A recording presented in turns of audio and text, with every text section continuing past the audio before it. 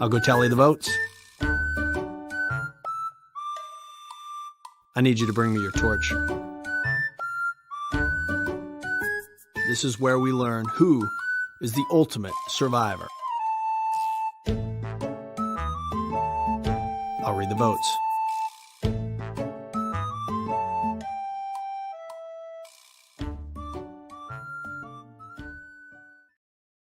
Hi, everyone. We've got something for you. Let's just get right into it. Shot in the Dark. I think this is the first time we've ever seen it played successfully. We did see Jamie play it in Survivor 44. She didn't end up having the majority of the votes, but I think this is the first time we really saw the true power of what Shot in the Dark was made for. I mean, Phil, what did you think while watching this incredible tribal council? This tribal council made my life. I literally was, and I'll tell you this, I was not expecting it, to be completely honest. And it's cool they just had the one little soundbite of Emily being like, hey, there are some votes coming on you, like shot in the dark amount of votes coming on you. When Caleb used it, I was like, okay, well, what a nice last-ditch effort. And when it worked and every vote was on him, this is unprecedented. It was insane. I had a blast watching. What do you think, Ollie? I mean, that will go down as one of the best tribals in Survivor history. Obviously, maybe the end result I wasn't particularly happy with, but it's fine, just for Gemma. But overall, that is one of the best tribal councils ever. And I mean, I feel like Kelly Wentworth said it best. After 45 seasons of Survivor, you never place all your votes on one person. Come on now. It ain't that the truth. It's such the truth, right? Couldn't have said it better. I think if you saw Kelly Wentworth's idol play in Survivor Cambodia, everyone should know it's always best to split the vote. This was incredible. I don't think anyone even thought that a shot in the dark could work. I think the show really needed this successful shot in the dark play just for the twist itself, just to show that it could work, but also for the narrative of what the show has been building. So listen, the moment at Tribal Council was only as impactful because of everything we saw leading up to it. So we have to go right into Mergatory. They all received a message. They are going to meet on Reba's beach. Now, the clock was ticking, but especially for Bruce, who found that beware advantage. Ollie, did you think that Bruce was going to find that idol before leaving camp? There was a big part of me that didn't want him to find it. But there was suspense. Like, I had no idea what was going to happen. And I feel like they really did show that, like, it was last second. So I actually didn't think he was going to get it. So when he did get it, obviously there was part of me that was upset. But I was like, you know what? That is good TV. They've left us in suspense. So overall, no, I didn't think he would get it. Yeah, it really was one of those things where it was like people had received the beware advantage earlier in the game, and it was like, oh, you have to solve a puzzle, and then that'll lead you to another thing, and then you're going to have to burn the wax, and yada, yada, yada. And I thought, before we found out that they were merging officially, right, in the episode, before the castaways found out, it seemed like a very easy task, right? You just very normal hidden immunity idol clue. Go digging in the sand. And I thought, oh, this is really simple. But then when we got that time limit of 10 minutes, otherwise you're going to your merge beach without a vote and an idol, I was like, oh, this is wonderful. Phil, we saw Jake kind of try to help Bruce out by, he lost his rings. They got to find Jake's rings. Where are Jake's rings? I thought this was pretty funny. And it was a nice way to look out for Bruce. What did you think? Yeah, I love that. And especially seeing Jake, who is maybe one of the only people that has not sort of like wavered on Bruce. It's really interesting. They have that Boston connection, but I loved him looking out for his man, Bruce, with the, oh, damn it, my rings. I can't find my rings. And I love how like into it he got. I was almost sitting there like, did he actually lose his rings? I mean, this guy is like so convincing. It was a really good tactic.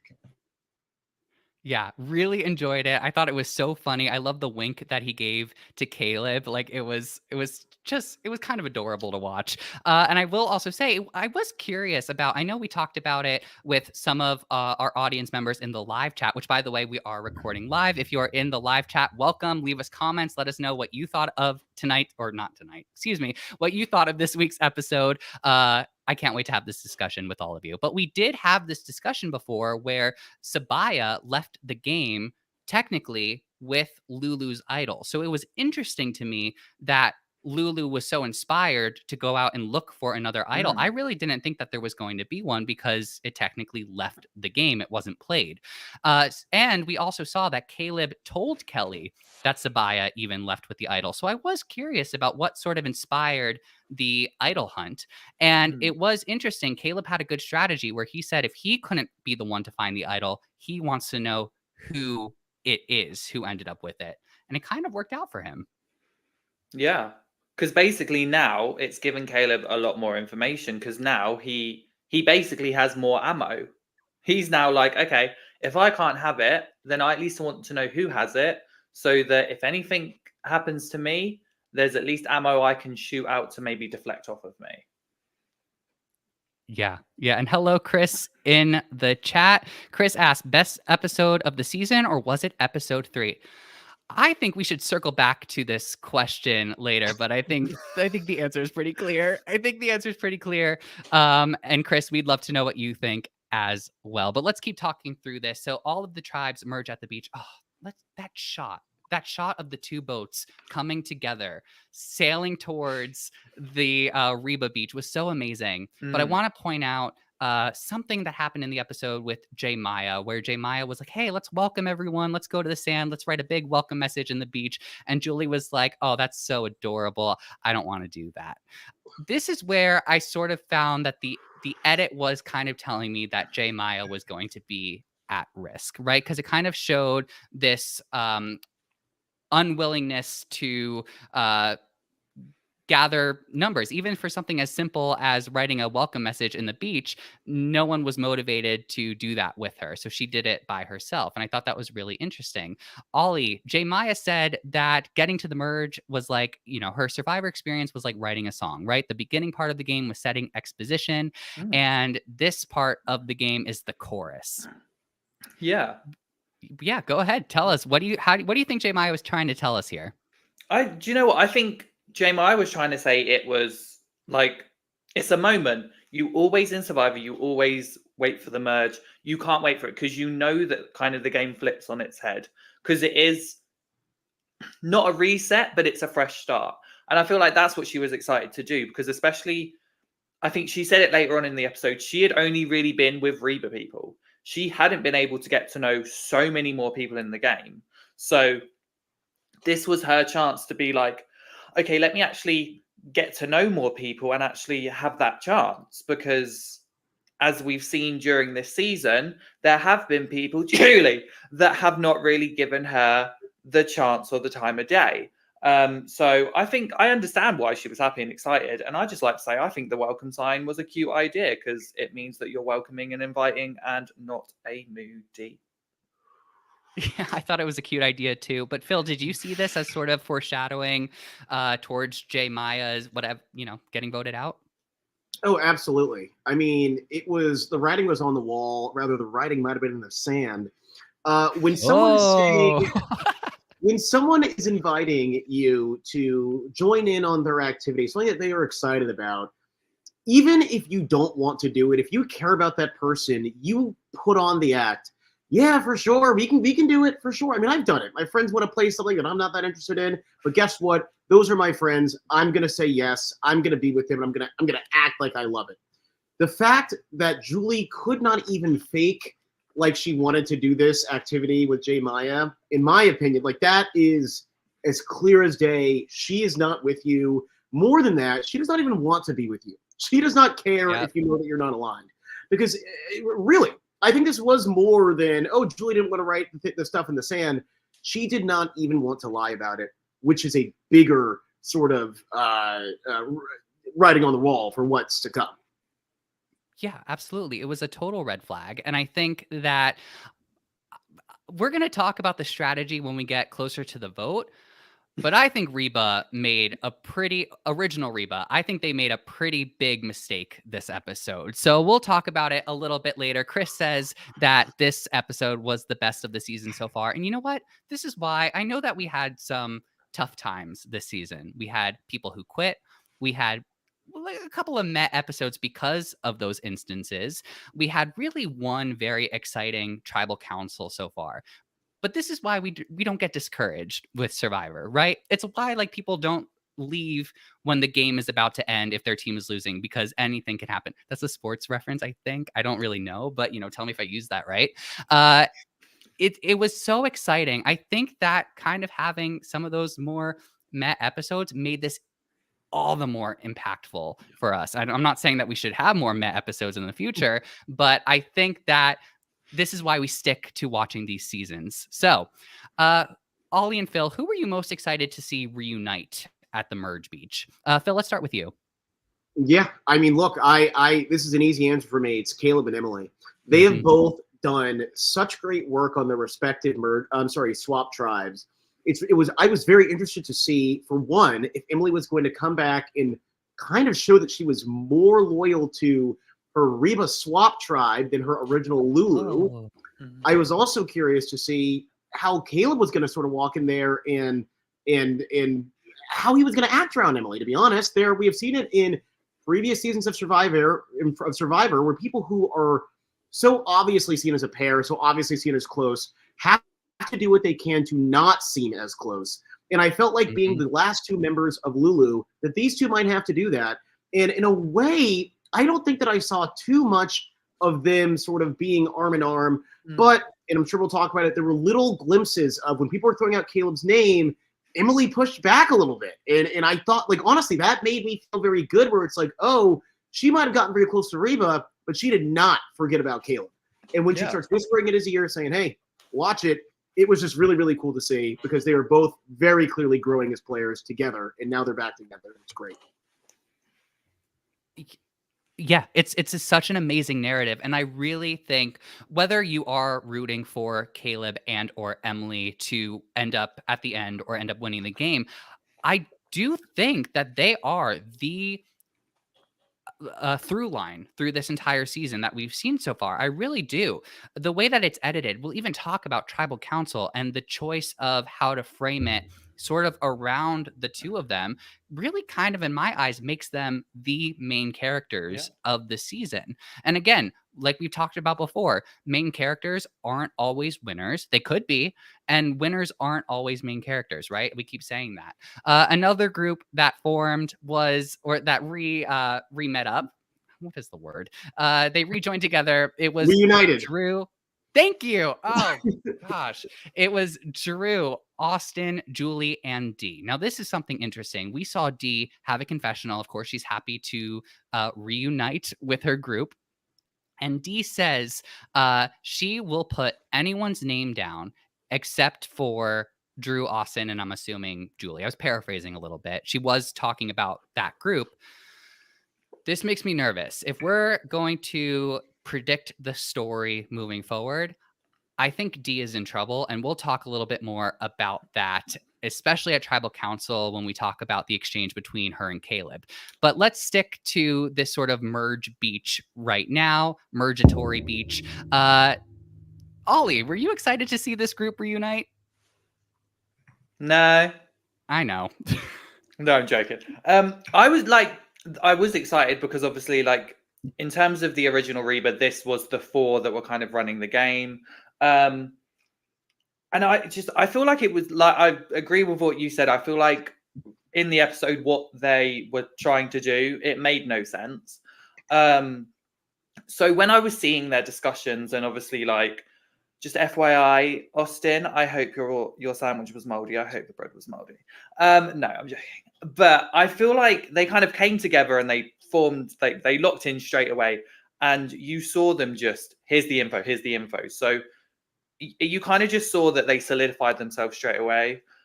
So I was happy to see that sense, but yeah, for the rest part, I was like, okay, I can see what you're doing. Doesn't make sense to me, but I'm not on the beach, so what can I do? Justice for J Maya. I understand, Ali. I mean, exactly. Let's face it. They got to that beach before anything happened. And Julie's first question was, when are we getting J Maya out? And I was like, why are you doing this to yourselves? Like, it just seemed like, okay, we'll talk about it when the strategy comes in, when it's actually time to vote someone out. But I thought Reba was way too eager to get rid of their numbers. And that's just my opinion. I think they really shot themselves in the foot. Ollie, it looks like you have something to say. Well, yeah, no, just quickly, because I put it in my notes and it just made me remember. Because you see everyone with the merge, and I feel like the merge is the perfect time to get to know everyone and have that kind of euphoric moment, because even though it's merge Tory, because you've made it to a point where everyone is on the same beach. So it's like that should be a chance to celebrate. Just take even if it's 30 minutes, just take away out of the game and have that moment of, do you know what? We've all made it here. We should all be proud of ourselves. And the Reba 4, all they wanted to do, they were ready to strategize. And I feel like that's going to hurt them socially, because if that's what they're going to do straight away and they're not going to want to, socialize and chat to people, which to some of them, I haven't actually seen them really socialize with everyone. I've seen them socialize with the people that they want to. I feel like that's really going to hurt them, and I feel like it might benefit them moving forward. But if they were to get to final tribal council, they'd be in trouble. I think when pairings, when groups become so overconfident that we get Drew saying, not a confessional, to like the group itself, this is the strongest 4 in the game. The longer that you think that is the truth and that there is nothing that can change about that, the more danger that you're putting yourself in. Because truly, I think that right now that might be true, but I don't think it takes very long for that to no longer be true. And I think that the longer that they believe that cannot change, they're fooling themselves. And I think them voting out J Maya is actually a great example of them very clearly not understanding how quickly these things can change. Because what they should have realized is like, hey, as a 4, we are all original Reba. J Maya, look, let's not let her in the 4, but she's still a Reba. Let's keep her in the game. Let's keep her as a number. Let's use her until we're done, and then we'll put her off then. In their mind, they don't even need that number to use. They would rather vote off J Maya than on a revote, vote off, say, Emily, which would have probably upset me. Like I said, I was most excited to see Caleb and Emily. But still, strategically, I can understand, I can't understand why they would rather vote off J Maya than Emily. Ollie, I see you waiting. Let's hear it. I'm ready. So this is like, I completely agree, and I think everyone that watches this stream will will know that I'm salty about them. And you know what? I don't know you. It's fine. I will love you as a person, but as a player, this is the thing. Like, when we see what J Maya has actually done for that group, she literally said to the girls, she stuck her neck out and was like, I'll just say I voted Sifu even though I didn't. I'm sorry, that shows an insane amount of trust to those girls and being like, I'm willing to do this for you. Even picking Austin for the journey. Like, she wanted to, she wanted to make sure that it was someone that, that group trusted, and she was trying to build that trust with them. So she has shown blind loyalty to Reba. And the fact that they literally are so, I don't want to say arrogant, but the fact that they have that much delusion in their mind that they can continue this game strong without Jay, it baffles me. Because it was even like Julie said in a confessional, she was like, she's just going to kick us out the moment, she has the chance. She's just going to get rid of us. Where's the proof? Exactly. They gave no evidence of this. It was it's one of the things that boggles my mind. Now, here's what I did find out later in J Maya's exit interviews. J Maya basically did admit that at one point she did go to Sifu and tried to form an alliance with him, and he took that information back to, I think, Dee and Julie or the others on the tribe, basically using that information as J Maya's working against you. But all of the things that you listed, Ollie, all of the things that J Maya has done in order to put herself in front of Dee and Julie in particular, it's like, why? Why? I don't understand. They had no proof of anything. Yeah. Whereas, like, and here's the other thing. What they did know is that J Maya took the blame for voting Sifu. Sifu wants J Maya out. That is two people who are not going to vote against you because they are at each other. Yeah, I think that this was a very short-sighted plan for them. And again, I think that it will be their demise in the future. So J Maya, no need to worry. Rest soundly. Their time is coming, if you ask me. Yeah. I believe it. I believe it, Yeah. especially with what the edit showed us today. And I will say, I'm with you, Phil. I was not ready to see Emily go either. They did such a great job at building that suspense at Tribal Council, but I was scared for Emily. As a gameplay perspective for Reba, they totally should have figured out how to vote Emily out. They totally should have done that, but it's not what happened. Now, I'll say it again too. J Maya, she kept saying that at Tribal during the revote. She was like, Emily. So it's interesting to say they should have figured it out. J Maya figured it out for them. She said, hey, we can't vote off Caleb. Why don't we vote off Emily? It'll be his next best number. J Maya was up on the strategy, to be completely honest. Now, I'll say this. I'm not going to sit here and say J Maya was the most fantastic player, but this is what I'll say is that she was not really given the opportunity to be the most fantastic player. Ollie, I know you love that, but I'm being serious. That really is what I think. I'm not just, sitting here trying to flatter Ali. I really do believe that. I watched J Maya play, and on so many different instances, I said, man, this is really not the best gameplay. But then you also have to think about where she's positioned, and she's positioned horribly. And what it seems is that it's not to any fault of her own. So it's very frustrating to hear people go, J Maya's a bad player. J Maya's a bad player. She was positioned so poorly. Justice for J Maya. Yeah. And I want people who watch this, don't think I'm just being like, J Maya was a great player. I know that there was things that she did that strategically there was faults, like taking the blame. Like, I wouldn't have. And there's things that she's done before that I was like, maybe not. But and this is the reason I root for her. I am the type of person that really likes I gravitate to players who have not been given the chance, or even with the edit, have not really been edited the most fairly. Victoria Badmon, perfect example for me. So that's why I'm very much on her side, because I agree with you, Phil. She wasn't given the time of day. And that's where I feel upset for her, because she was trying to prove. And those four people just went, we don't care. And I just think, all I'm going to say is they have to be so grateful she's not on the jury. Because if she was on the jury and any of them made it to the end, they would be going down like a sinking ship because of everything people would then tell J Maya. Oh, they would have so much to answer for. And then if they couldn't even apologize.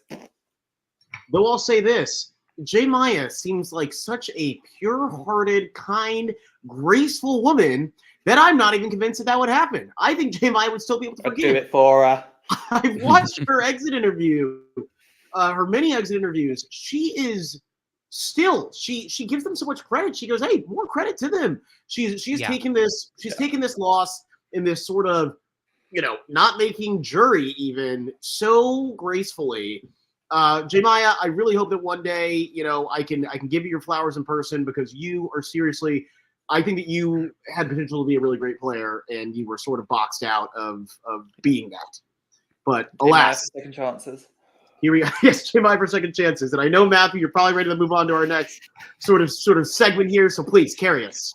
Well, listen, I think we also have to discuss why Emily was not as big of an option as we all thought she could have been. And I think that's because, relating it back to what we were talking about with J Maya, Drew was so eager to include Emily in that alliance with Austin, Dee, and Julie that he was like, all right, we're going to swap out, we're going to bring Emily in. And again, he even said in the episode, no love for J Maya, which I was like, dang, like really? And Emily also has been forming those connections. We saw in the swap, again, that excellent storyline about Caleb and Emily sort of developing their games in tandem in a way where they learn from each other and kind of grow on their own paths. I love that they got separated at the tribe swap because of this, but we also see Emily reconnect with Bruce for the first time since their brief encounter on the marooning ship. So I like that Emily apologized to Bruce in this moment. And I also liked that both of them were like, we squashed whatever happened on the marooning ship, but we're still not working together. And I enjoyed it, right? They're still targeting each other, but I do think they were able to put that thing behind them. I'm sorry, the celebrity didn't squash it. They both said though that they know that they're not working together. So this went exactly as I expected, to be completely honest. Yeah. They're both good enough players where they know, hey, that he cannot go into a merge. And it worked for him, but you cannot, or the emergatory being Ellie and Gabler. That is going to be bad and destructive for both of them. Instead, they're like, hey, let's fawn an alliance and let's turn on each other later. And it's interesting. You're right, Matthew. They both had the same exact understanding. They read the script, what they were supposed to say, what they were supposed to do, but they both know. They know good and well that they are not going to be working together anytime soon. So it was really, really interesting and fun to watch that sort of take place. I loved seeing it. And the whole time I'm watching, I'm like, oh, please. And then it gets to the confessionals where they're both like, yeah, this isn't real. I loved it. I loved it. I mean, I did too. And it was amazing to see, especially as the voting sort of happens a little bit later. Like, Bruce knew better than to instantly try to target Emily. And vice versa, too. Also, Bruce ended up winning the Mergatory Challenge with his group, so he wasn't an option. But I think this actually showed, like, they are fantastic players because of this, right? Neither of them lost anything from losing J Maya in this vote. So they really didn't have to push any harder than what they didn't have to do anything, really. I mean, Emily had to kind of watch out for her back because she was vulnerable, unlike Bruce at this vote. But it was very cool to see both of them sort of put this behind them in order to just play the game to the best of their ability. And we'll see something probably, hopefully, very exciting between the two of them in later episodes, right? I'm certain we will. And I'm excited to see that war sort of come to the forefront. I have a winner of who I want to win that war, but yeah, I'm looking forward to the war. I know you are keeping no secrets from us, Ollie. Today. And I also want to say this really quick. And I mean, I brought this up in previous podcasts. I've said and I've said this specifically about Drew, to be honest. There is nothing I like watching more than a good player in a bad position. That is the most fun thing ever. And what I think is really interesting about this Emily-Bruce sort of war that will be coming to the forefront at some point is that Emily is 110% better positioned. However, Bruce has more utility with that idol. And those two things together are going to be amazing to watch because it evens out the playing field. And when you have a fair battle, it's more fun than when you don't. I mean, it's just what it is. Yeah, I do wonder if he's going to be able to hold on to that idol until Final 5. They did, like, I don't know, I forget what happens with idol edits, but when he did find it, they did sort of emphasize that in the edit, right? That rule that the last time it can be played is at Final 5. So I wonder if he's going to be able to take it farther, but we'll see. I think the next episode's tribal will actually tell us a lot about Bruce's position in the game. I mean, he was running around, well, he wasn't really running around this beach, but he was noticing that no one was talking to him during this Mergatory. But guess who was talking to everyone? Caleb. So I really enjoyed this segment. And I think we see two very different styles of gameplay sort of clash here. We have Caleb, who what he really wanted to do was come off as the most trustworthy and likable version of himself to everyone on that camp. And Bruce was like, I'm good. We have the numbers. Why do we need to talk to anyone else? And this was interesting because then Bruce started being like, wait, no one is talking to me. So what's going on here? And I loved Katura being like, because Bruce was asking, like, why haven't we met up as OG Bello yet? We're all here. Why haven't we had a chance to talk? And Katura was like, I think we just need your leadership to initiate the group talk. And that was, Katura was so aware that she was on camera right then and there, and I loved every moment of it. That was funny. The subtle shade was I was here for it. But you know what? I feel like I had not a different perspective of it, but I kind of agree with what you said, Matt, about Bruce seemed very much, it was an old school mentality in the sense of he felt like he had the numbers. So he was like, oh, I don't even need to try.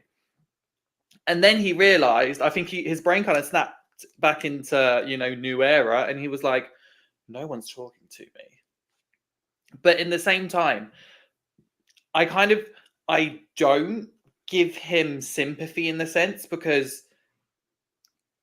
no one's talking to you, but then are you making the strides also to talk to people? And we didn't really see him talking to people, whereas we saw Caleb having all these conversations, and actually we saw everyone else having these kinds of conversations. So it's kind of like, if you want to have those conversations, it is quite easy to be able to talk to people. Again, we only see like an hour edit, so we don't know if that's true. This is only going off of the edit. Hour and a half. Sorry, thank you. we only see an hour and a half of 20, well, however many days that was. But at the end of the day, still, you should be able to talk to people, even if it's just to say hi and meet them and say, I'm Bruce, this is me, I'm the celebrity, and go from there. Like, it's very easy. So I was kind of hit or miss with it because I was kind of sat there going like, you can talk to people. But I don't know. Phil, what did you think? Yeah, I mean, this is a very interesting sort of interaction we got to see here. And I think that this is what we love about these 90-minute episodes. You're getting more of these, like, more subtle, you get both perspectives, sort of moments where, yes, we see Caleb doing what Caleb does best. He's a golden retriever. He's all around. He's just walking, getting pets. Everyone loves him. He's cute. He's sluttily, whatever. Everyone loves Caleb. And then you see Bruce, who's maybe he's like a pit bull. He's like a drooling bulldog. You don't really want to go up to him too much. You in the lab's getting all the golden retriever's getting all the pets, and he's just like, where the hell are my pets? And I just loved it. I loved it. It's also just it makes it so much better given both of their character sort of the fillings of their characters up and leading up until this point, and it just makes so much sense. And it was really sort of fun to watch the dichotomy of one person who is ultimately like getting the structure of the tribe together. As you saw, Bruce was the one during Mergatory to be like, well, there's more people on the beach. We got to get back to shelter. And it's like, let that be an organic understanding. Like, eventually everyone's going to get that, Bruce. You do not need to be the one being like, okay, guys, we're getting back to camp. No, dude, just like meet people, have fun, settle down, chill out. And it was cool because it was just great to see, Caleb sort of put on a damn, lesson here on like going around and making friends, because that's what this guy knows how to do, maybe better than anyone else that we've seen. I mean, he is amazing at it. Truly amazing. Yeah, I think so. He is very strong at this social element of Survivor. Not only that, but also how he and when he chooses to divulge information to other players in order to get something out of that. I love that about Caleb's game. It's impeccable. And I think this, I agree with. I loved seeing this conversation, but I don't think Bruce is wrong in terms of finding reason to target Caleb, because as we just said about his game, as we're singing Caleb's praises, It's a great game. And I think that a player should be worried about keeping Caleb in the game. As we all saw, they were, right, at the end with Tribal Council. So it does make sense why this might frighten Bruce a little bit. So it was very cool to see, but we do see the conversation between Caleb and Kelly, where Kelly even admits that, Kelly says Bruce is impossible to play with, and suggests that this might be Caleb suggests that this might be the perfect time to take Bruce out if it wasn't for that Earn the Merge challenge. So how about this? We are going to take a very quick break, and then we will be right back to talk about Earn the Merge and all that transpired after that. What's up, guys? I'm Todd Herzog, the winner of Survivor China, and I want to welcome you to Todd's Pop Shop. Here, me and my husband Jess, we custom make Funko Pops. We'll make literally anybody or anything you could imagine. But being that we're here listening to the Survivor Now podcast, I'm assuming you're all Survivor fans. So take a look at these. Some custom Funkos of your favorite Survivor winners, Sandra and Yul. Or how about Big Brother fans? Suri Goddess herself playing the game of Big Brother. You can also get her in Survivor form. Or maybe yourself with your favorite buff and a torch, playing the game. But even better, get yourself with your favorite player like Nora here with Ozzy. And since you're listening to the Survivor Now podcast, if you mention this ad, you will get $10 off your first order and free shipping. All season long, Survivor 45 should be a good one. Mention this ad, $10 off and free shipping. I'll be watching too, still a diehard fan to this day. Hit me up on Instagram, Todd's Pop Shop, or toddspopshop@gmail.com, or on Facebook, and I will see you soon. I mean, it's so contagious. I just love the music. I love the music in the background. Stella, that is my good friend Stella. Welcome to the podcast. Stick around, listen a bit. Oh my gosh. I mean, Todd is so wonderful. I'm so happy that we have this partnership with him. I like need to add Caleb to my order of people who I want Funko Pops of, like, when we get there. I think needed, right? And definitely earned after this amazing episode. Let's talk about the Earn the Merge challenge. This was fun for a couple of different reasons, right? I think we have a good mix of different types of Survivor activities that would be fun to do. We can probably go through and talk about what roles we would take on, but they have to draw the rock, right? They have to decide. The rock determines who is on which team, right? And Katurah ends up drawing the sit out rock, right? It's the one where she's not put on any team. Yeah. I thought she made the brilliant choice for a couple of different reasons. One, I thought that blue team, which is who she ended up picking, I thought they were pretty stacked and had a wide array of strengths on that blue team tribe that could really benefit this challenge. But I also thought, and I don't know how much of this went into her mind, but I thought it was so smart. She is technically rivals with Bruce. Always, it reminded me, always choose to either be safe with your rival or be at tribal with your rival. And that way she didn't end up on the wrong side of anything, and Bruce was always in contention if they did lose or she was safe. So I thought that was pretty smart. What do you think about these teams? Did you feel similarly to I did, where I also would have chose the blue team if I was Katurah? Yeah, I mean, it's unfortunate, but the second that I saw the mats and I was just looking at them, I said, "Oh man, this could potentially be a blowout," and it kind of was. Yeah. I will say this though, I have warmed up on mergatory competition for a long time. I did not like it at all. I was like, what the heck is this? Yeah. It feels it's like such Calvin ball. What's going on here? I am now actually a really big fan of the mergatory challenge because, to Jeff's point, no one is safe. And it is like a almost completely random, I mean, it is a completely random draw of teams. You can't even rely on, hey, well, we preserved the best people on our tribe, so we're going to be fine going into the merge. Everyone has to go in there being like, look, we might lose. I might get a bad draw here. And any game of competition needs at least a little bit of randomness. You need it. Keeps it interesting. So I had fun here, and we'll talk about the challenge, but new challenge elements? Who would have thought that the fan base would love that? We love that. So please. Yeah. I Oh mean, my I God. totally agree. Yeah. What do you think, Ollie? I actually really liked this challenge. The 2-part puzzle. Oh, It's- gorgeous. That part, I was like, oh my God, I love that because it's just adding a whole new element. My brain's trying to remember if we've had those before, but I think that is such a smart thing to do because you're like, everyone can just do a simple, like, here's a puzzle, but then this puzzle helps this puzzle, and it just added another level, which I really appreciated. And I think this entire challenge was about teamwork, and some people, you could see that some things were better suited to other people. So obviously that's the part I was like, Shane, I actually agree with your point, Matt.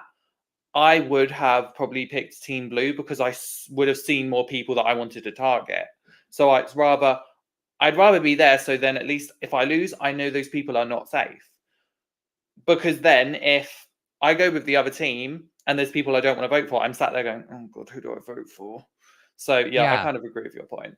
Yeah, I think it was so smart what Katurah did. And then Stella also agrees that Stella does like or is warming up to the earn the merge challenge. I agree, Phil, with what you said.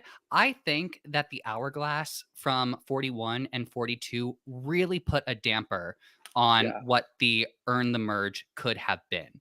And thankfully they learned that lesson. So it is nice to kind of see it as it was intended, right? I think the hourglass should have never entered the game, in my opinion. But if they wanted to do it, I think if they wanted to try it, they should have held off one season to see the reaction to the earn the merge first. But that's where we are now. Oh, Phil, you're muted. You're muted. Thank What are you. saying? Did I it don't me? I don't want to ruin this idiom here, but is it don't throw out the baby with the bathwater? Is that what it is? Because I feel like, have you heard this before? I feel like what they did was they did not do that. They saved the baby, which is the Mergatory challenge, and they threw out just what they needed, the bathwater. We don't need someone throwing a hammer on something, reversing history. That was too much. But they didn't go so far as to be like, okay, no Mergatory, no Mergatory challenge. This is fun. This is still cool. We like this. We don't need the hourglass. And so, yes, I think they walked it back just enough. I'm happy where we sat. And look, congrats to our winning team and Katurah for picking the right one. Yeah, absolutely. Now, this is where things get interesting because the blue tribe wins. They earn their way into the merge. They get their buffs. They get their feast. Just a reminder to everyone that is Sifu, Drew, Bruce, Austin, Kendra, Julie, and Katurah who did correctly pick the right team to represent her in this. And they all get to go to the sanctuary to enjoy a merge feast. I'm not going to lie. I do wish that they let them at least wipe their hands off with salt water before they started eating, but that's just a me thing. No, Right? Yeah. Okay, cool. I'm with you there, Matthew. Yes. Thank you. I appreciate this. This is where things get interesting. Now, I just want to be clear.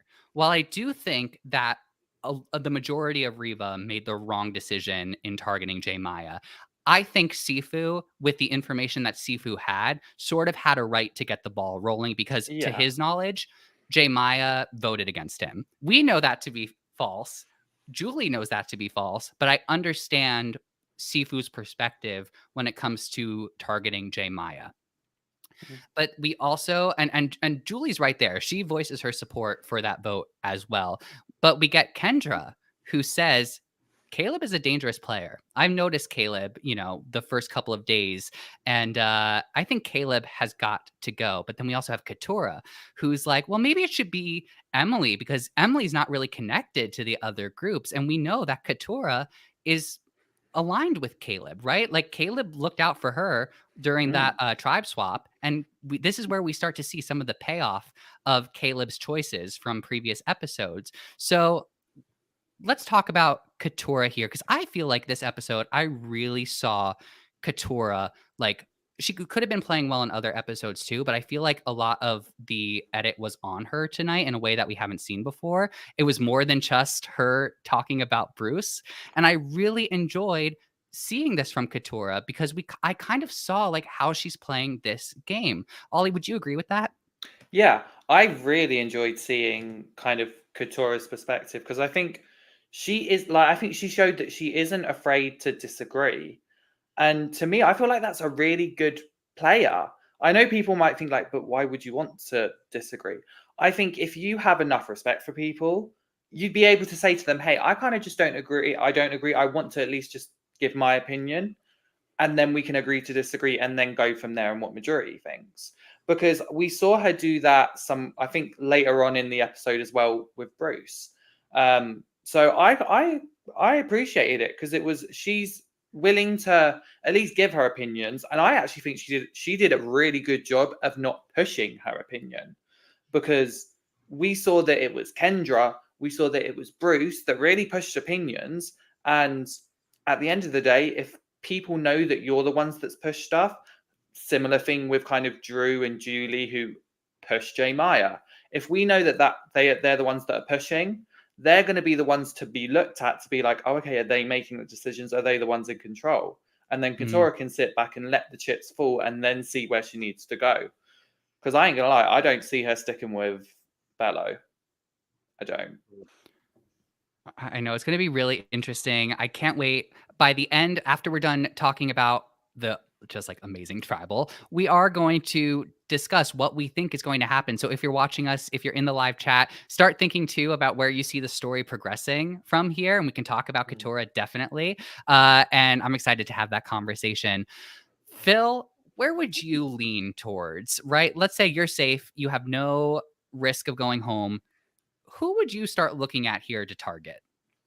For starters, I just want to talk about the fact that like this Mergatory Merge feast, rather half feast for only half of the contestants. Right. Again, this is brilliant. I love the fact that this is a new mechanic, because if you think back in the old days, what did the Merge feast consist of? A bunch of pleasantries, meeting people, everyone being super cagey about what they actually really wanted. In this new era, this is your opportunity to start getting the ball rolling on what you want. And you can be a little bit more forward and outward about your interests because you're with old people that are safe. You're with the winning team. And so I think that that is like another new awesome mechanic where you get people throwing out names. You get people sort of, once again, very gently, because you're just starting to get to know these people, very gently sort of pushing back on sort of call-outs. You see people sort of vying for what they want to happen. And it was really interesting. If I'm not mistaken, this might have been where Drew was like, I think that we should get all votes we should vote unanimously, which once again, Drew, he started off the season talking about he's the smartest player to ever play the game. He doesn't know about splitting votes. But I just thought that it was really, really interesting how Reba, during this Merge feast, was so open about their willingness to vote off J Maya. And I think it's a really bad look, in my opinion. You asked where I would stand if I was at this Merge feast. I don't think that I would ever, at a Merge feast, open up about me being willing to throw out someone who was on my previous tribe. I think that it shows cracks way too openly, way too early. It also shows that you're willing to flip on people that you've been with for essentially the entire beginning of the game. That's like a weird look. I won't say it's an objectively bad look, but it's certainly a look that can be exploited, where people can now go out and be like, hey, saw how this guy was ready to flip on someone that he spent the whole first half of the game with? Wow, what a shady character. It's just, I don't think that it looks very good. And so when you have a bunch of Rebas being like, yeah, we'd be willing to throw out Maya, it shows that they are cutthroat players. I don't think that it is people that it is not branding you as someone that new folks want to work with. Yeah, it's like that thing where also if you give people an inch, they will take a mile. So it's J Maya this week, but who's it next week? You're down Reba numbers. And you have two people who are in the middle, which is the OG Lulu tribe, which is Caleb and Emily. And we also, I think the reactions of people when they hear that Reba wants to target J Maya is very telling, right? When Dee tells Jake that she wants J Maya out, or when it also starts get spreading around, we see several players being like, oh, okay. And I don't think that's ever really the reaction I wouldn't want it. I mean, yes, it's kind of people saying I'm on board to do that, but it's also like, I wasn't expecting you to go there. And I think that's something that OG Reba should have picked up on. Yeah. So this was very strange to me. But who do we think, let's get into this discussion, is like the driving force? I think we all know who, but just to get the conversation going, who is the driving force behind the Caleb vote, and who are the driving forces behind the J Maya vote? Because I think we're going to see some power players here. I mean, obviously for Caleb, we have Kendra and Bruce, who were the most vocal about Caleb, right? I don't fault them for this gameplay. I think Caleb is at risk, and he's a really great player. So why not, right? Yeah. I think of, like you said it there best. It was Kendra and Bruce. Like, we all know it was Kendra and Bruce that were pushing Caleb, and it was very clear that it was the Rebas that were targeting J Maya. Strangely enough. Strangely enough, David, because it was then we saw all the Bellows go, well, let's stick together. And I have a hot take that I actually think once Caleb knew that his name was out there, because I think, correct me if I'm wrong, I do believe actually Emily did specify that it was Bruce, especially. I don't know if he mentioned Kendra, but I know Emily, I do believe Emily said that Bruce was pushing hard. Yeah, because Caleb was like, do we have Bruce's vote? And Emily was like, yeah. No. So I see, this is my question, because we've all just talked about what Reba did and how it makes them look cutthroat. Bruce was doing the exact same thing to Caleb. But I think the only difference there, big difference, is they are not on the original starting tribes together. That's they were fair, on the yeah. swap tribe together. Yeah. So I definitely do hear you. I think it's way more egregious with Reba. I think it's way more. Oh, yeah. But yeah, I had this really weird thing that I was watching it and I was just like, Caleb, you see what Bruce is doing. Flip on him somehow. And I had my own thing. There's so many mechanics that I didn't know about, that whether it would have worked or not. But when I was watching that, I was sitting there going, Caleb, here is an avenue. But again, I don't know if it would have worked. Well, I think we also didn't see the only way he really could have gotten back at Bruce in this tribal is if people agreed, if he got a group to either vote out Kelly or Jake. That was literally what I was thinking. So my brain was looking at it and I was going, right, Caleb, you know that Bruce is gunning for you. You now know that Kendra's gunning for you. Why are you not like, Jake's name was not said this entire time? And for me, I'm sitting there and I was sitting there with my boyfriend and I said, where is Jake's name at this moment? Because the perfect thing to do was, because Emily had the Rebas and she could have gotten them to be like, guys, Bello are now all sticking together. They've all now seen how, like, you're not getting along. Why not us lot and Lulu and Reba unite and get rid of someone that Bruce is, because Bruce is always going to be a demanding force. Bruce is going to be someone that always pushes his agenda. So why would you want to even give him any sort of chance going into merge? And me being Caleb, yeah. Sorry, what were you going to say? Please. Oh, no. No. I was going to say. You're on a roll. Sorry. Yeah. If I was Caleb, if I was Caleb and I now knew that, they had all just betrayed, like, they were all going to turn against me, why do I not sit there and I go, right, Bruce has this person, like, this is who, like, Bruce is clearly trying to control. Don't even let him, because at the end of the day, we know Reba's going to crack.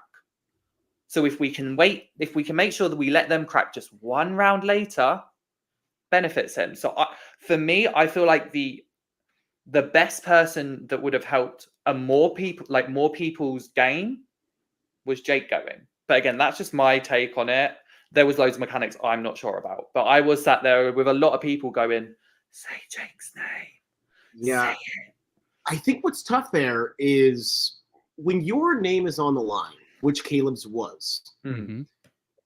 the response is, okay, who do you throw out?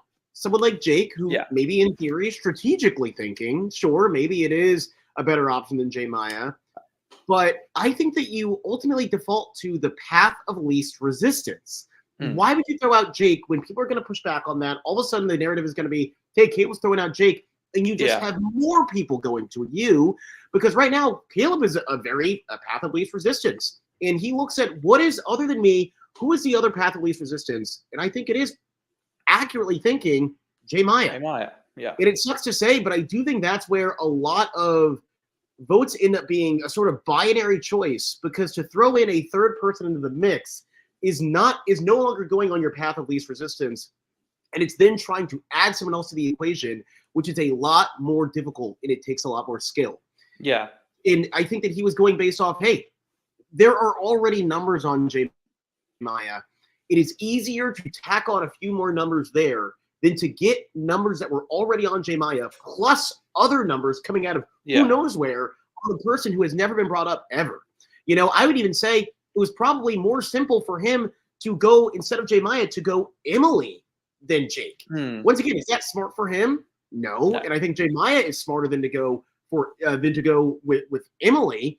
But I think in terms of paths of least resistance, it's Jay Maya, then Emily, before you even get to a Kelly or a Jake. Those are just harder paths to go down for that sort of juncture that they were at. I think the only way it would have, because looking at it, the only way I could have seen it being a tactic was, even if he didn't push the name, even if he'd like kind of mentioned during the tribal discussions, hey, I'm just going to let you know though, like when he does like try and defend himself and deflect and kind of go for Bruce, I think the smartest thing to there would have been pre-tribal. Hey, just so you know, Bruce actually has really strong connections with Jake and this person and this person. And then obviously at tribal, when that did happen, obviously we didn't know that was going to happen. When that happened, he turns around and goes, guys, now's the chance. Because it's the mad scramble. Everyone's paranoid. If you give people that chance now when the things are heightened, that's probably when the best chance would have been. But I completely get what you mean. I know. That's why I said it was all like different things, because you never know what you can do. Phil, you're totally right? Like you need, if you're at risk of going home, what is the easiest way to convince otherwise? And I agree. I do think the easiest thing at the time was Jay Maya. Yeah. And then Emily, if it really needed to go there, but it didn't have to, thankfully. The thing that I also realized was that Caleb did tell Drew, Sifu, and Austin that Bruce found the idol. But did he also mention who was there when Bruce found the idol and who was aware of Bruce's idol? Because I feel like that information actually would paint a target on Jake and on Kelly's back. And then we have Austin, who missed out on eating a sandwich because Kelly, who was partially responsible, and maybe could be seen as even more responsible because Kelly was the deciding factor between the amulets and the sandwiches. And I'm really surprised that Austin wasn't like, okay, we have Jay Maya. I'm not really working with Jay Maya. I don't see Jay Maya in my game, but Jay Maya thinks that she's working with Reba. So let me get rid of Jay Maya, even though there's also Kelly here who I'm not really working with. It was odd to me. It was kind of odd. And I feel like if Caleb had more of an opportunity, maybe he did tell Drew, Sifu, and Austin that Jake and Kelly knew about the idol. Maybe he put a feeler out there just to see what their reaction would be. I can only hope. But I agree that might have been enough to tip the scales. But to Phil's point, was that going to be easy to do? Yeah. No, I get that completely. All right, y'all. Should we get into that tribal council? Because I'm ready to get into that tribal council. Let's do it. Which was gorgeous. Just from beginning to end, it was pure drama. It was television. It was wonderfully produced and edited. I think the big thing that came out of the question and answer portion for me, right, the back and forth was with Jeff, was when Caleb was like, hey, all, I'm a big threat, but I'm not the biggest strategic threat. And of course, he got asked to say who he thinks it is, and he said Jay Maya. This was fun. I like a good calling out at tribal council. So was Caleb playing to the best of his ability with how he approached this? That's what I'd like to start us off with. I mean, I think you go. I think he was in a jam. That's what I'll say. He was in a really tough pinch where ultimately to sliver his way out of this, he had to be a bit strategic. But when you're being strategic while you're strategic and confrontational, to be completely honest, he had to throw out other names. And he threw out Jay, but he also lumped her with, quote, the women of Reba, which is when you sort of see Dee catch a stray and her having to push back, being like, the woman of Reba, excuse you. And it's tough because you want to leave that tribal council throwing out as first of all, safe, most importantly, safe, but also ideally you save yourself without making enemies out of other players. And I think that he was in a place where he really, he couldn't do both. He had to pick one or the other. And so he decided to go with, hey, let's be safe, but we will ultimately leave here with more enemies.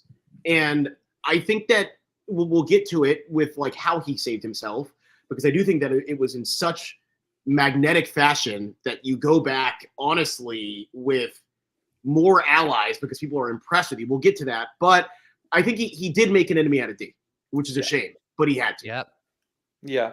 I think to add to Phil's point, you want to leave tribal with at least amount of damage control that you have to do afterwards. Like in a perfect world, you can go back to tribal and watch others have to do that. Sorry. And I actually think the second that Caleb, because again, I think Caleb knew that his only saving grace was the shot in the dark, obviously. So I think probably in his mind, he's like, right, if I know I'm going out, I'm probably just going to try and shoot as many targets as I can. But again, I feel like this is just me.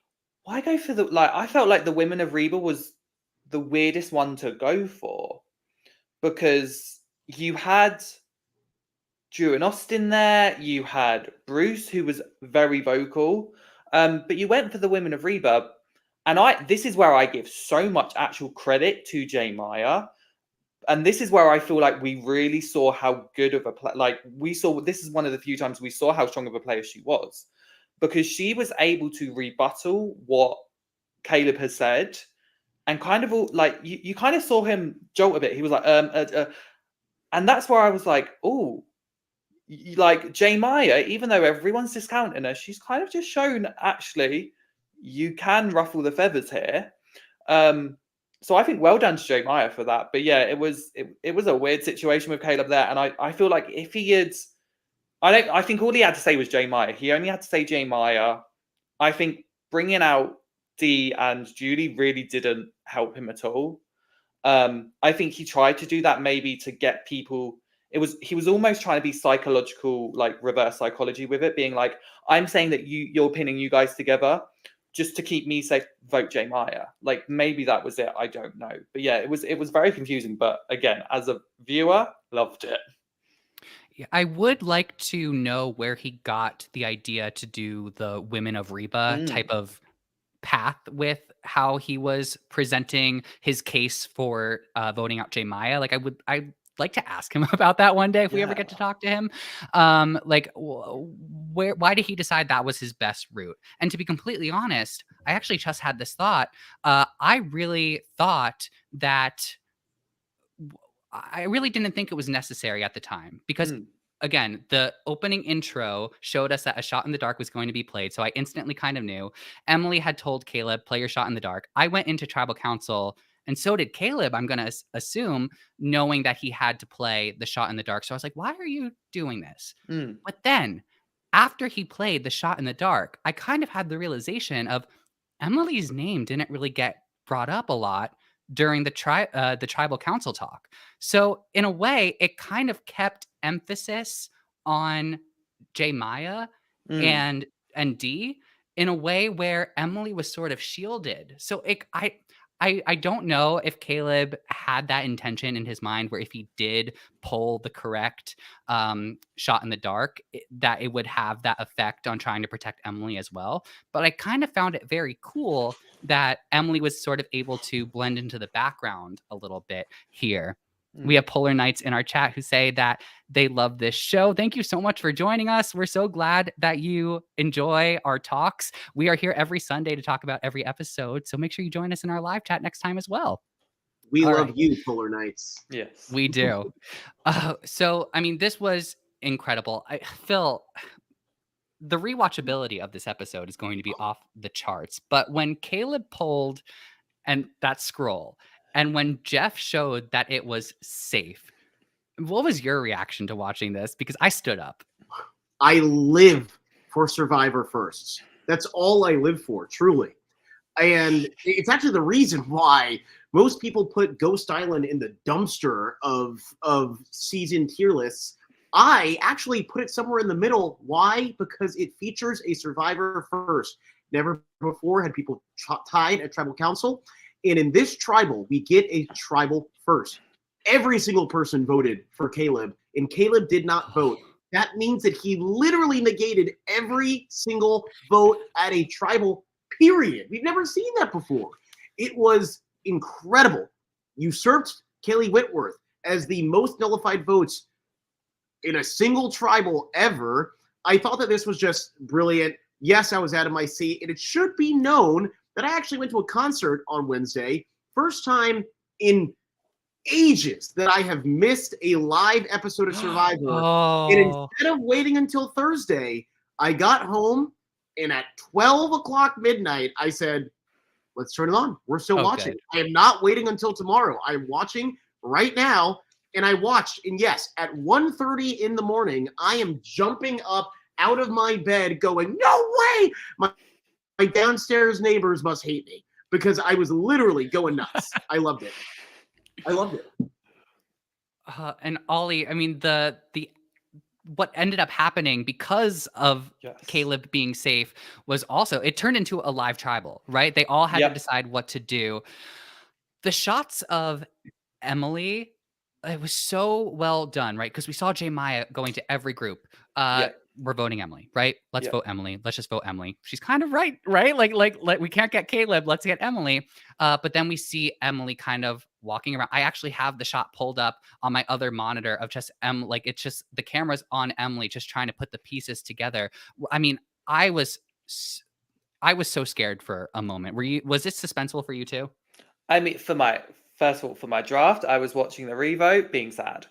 But like Aw. that whole situation itself, I was sat there like I was chilling in bed. I was on the side of my bed, absolutely like I had no idea what was going on. And it was when the safe card was pulled, the amount of, if all you had to do was do a split shot, you had to stop the screen and see everyone. So many different emotions. J. Maya, you can see that she's there like, oh, okay. Because she's thought, there's going to be a vote for me. You see everyone else, Yeah. like, all the reactions. It was so good. And again, you said it best. It was the live tribal. So that was the time for if someone wanted to make a move, they could have. Now, do I think the right move was made? No. But For it certain was- players. For certain players. This is the thing. Well, I don't even think it was good for certain players because the people that thought it was good for them, it really wasn't. And then the other people that were sat there going, doesn't hurt, doesn't help. It actually probably helped them more than it did. But overall, the tribal, I mean, it will go down as one of the best tribals, like hands down. It's in it's when you think of tribal councils, this one will be in there, no doubt. So Yeah. I loved it. And I always say that like a mark of a good tribal is how many times it gets reposted on YouTube. I think it's really interesting. If you just wanted to go on YouTube and search up some lukewarm tribal, you're not going to find it. You have to go to the episode on Paramount Plus to watch it within the full episode. This Just Tribal, while it's obviously heavily trademarked, I mean, copyrighted, the show is, the season is going on right now. There are already like multiple clips broken up into parts. There are so many reposts, and those reposts have thousands of views already. This tribal is already iconic. It Yeah. is already it's in the status of Kelly. Does not count. It is now Yep. Caleb. Does not count. And once again, I'm just so happy. I'm just so happy that this happened. I also just want to point something out, and I'm going to give credit here. Stephen Fishback is the one that tweeted it, and I thought that this was the most brilliant tweet about this, because so many people said, "Oh, okay, so he saved himself. He's going out. It's just it's a cycle wheel. He's going out next time." Stephen, frankly, it is actually Jeremy Collins that spoke about it years ago. After Kelly Wentworth had her epic tribal, going back to the camp, she was the most popular person on the camp. Why? Because she almost made a celebrity out of herself. Everyone who's a fan knows how big that moment was. They want to be beside Kelly Wentworth after that tribal.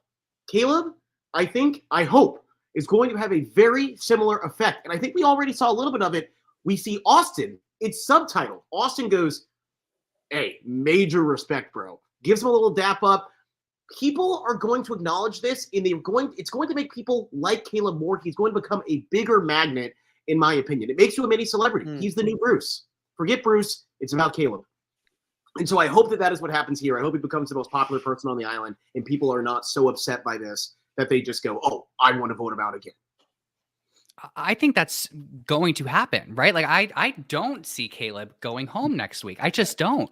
I don't see Caleb going out in 2 weeks. And what I will say is that I think that what you are saying is true, Phil. I think Caleb is going to become the most popular, but I think someone who's going to kind of miss that boat is D. We saw 100%. in this tribal council that, of course, right, when your name's brought up at tribal council, it's not a great feeling. But I think D is my prediction is that D is going to suffer from some tunnel vision here, because we did see, I love the shot of Caleb just going when they went up to vote, just going like, "Hey," and just giving a fist bump to D.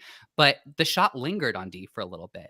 And it is my prediction. I can't stand saying this because D is on my draft pick for our Survivor Now draft. I think D is going to be the next to go. I really do. So I don't want that to happen. I want to be clear about that. Yeah. But just based on this edit, I could see it happening. So let's talk about what we see happening in the future with our just last couple of minutes here. Phil, any major predictions for what's going to happen next? Oh, going to me first here. I'm on the hot seat. I think that D, I agree with you. I mean, we see in the next time on, there are a few names being tossed out. It's wild to think that only one person is going to be immune now, so that also has to be factored in. If I'm going to put my money on one player who I think is in a really tough spot, I'm going to be honest, I think it's Bruce. I think that Bruce is going to be in the worst spot. What he does with his idol, who's to say? But I do think that D being on a chopping block, I think it might be a little too soon. She has too much protection around her. I think that it might be Bruce. What do you think, Ollie? Yeah, I don't think maybe D. I think possibly maybe one of the dollar store, JT and Steven could go. Maybe Bruce could go. Sorry, did I say that out loud? Ollie. No. Don't hate me. No, I'm joking. I love them all. But I actually do think the Reba 4 and Bruce are probably in the kind of most precarious positions, because I think they have put themselves in there. And it's shocking for me to say this next part, but the fact is that when it comes to the drafts, like our Survivor Now podcast drafts, I'm rooting for Jack's draft. I can't believe I'm saying that, but I look at Jack's draft and I'm like, they look like the most safe. Remind the viewers who's on Jack's draft. So I know it's Katora, Jake, and I want to say Kendra. That sounds I think right. those are the three. Well, I'm just going to say I'm rooting for my draft. I'm rooting for my draft as well. But and with love and respect, I will never root for anyone else's. No, I'm kidding. I got Caleb. Thank you, Caleb, for not washing my entire draft. Yeah. He's the last person I have alive. But yeah.